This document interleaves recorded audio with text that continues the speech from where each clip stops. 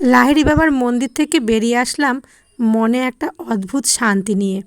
বেরিয়েও কিন্তু অনেক কিছু দেখার আছে। আর তোমাদের যে বলেছিলাম না আগের ভিডিওতে ১২ মাসি আম, এ দেখো কি সুন্দর এখনও মুকুল আর ছোট ছোট আমে ভরা।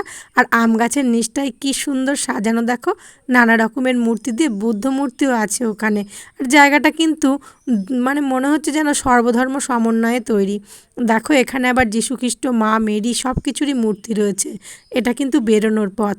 বেরোনোর পথটাও কিন্তু খুব সুন্দর আর খুব সুন্দর সাজানো, চারিদিকে গাছপালা। এই দেখো এখানে আবার একটা ছোট্ট ব্রিজ তৈরি করা, বাঁশের ব্রিজ। সেই ব্রিজটা দিয়েই কিন্তু যেতে হবে ভোলা মহেশ্বরের কে দর্শন করতে। যাই হোক গেলাম, আবার বেরোনোর পথেও দেখো বাবা মহেশ্বর জলের ধারে বসে আছেন। এইবার বেরিয়ে পড়লাম রাস্তায়। ব্রিজটা খুব ভালো লাগছিল বলে এখানেরও একটুখানি ভিডিও করলাম। এখন আমরা কোথায় যাচ্ছি বলো তো? এখন যাচ্ছি বাঁশবেড়িয়ায় মা হংসেশ্বরী মন্দিরে। মা হংসেশ্বরীর মন্দিরে কিন্তু আমি এর আগেও গিয়েছি, কিন্তু যতবার যাই একটা আলাদা শান্তি মনটা ভরে ওঠে। দেখো কি সুন্দর মন্দিরটা, তোমাদের দেখাবো বলে একটুখানি ভিডিও করে নিলাম। পাশেই রয়েছে টেরাকোটার কাজ করা বিষ্ণু মন্দির। আগে কিন্তু এখানে ঢোকা যেত, এখন এটা কাজ চলছে বলে এখানে আর যেতে দেয় না।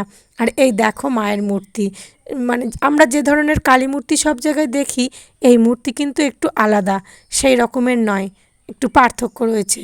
আর এই দেখো নিজের একটু ফটোশ্যুট করব না, তাই আবার হয় নাকি?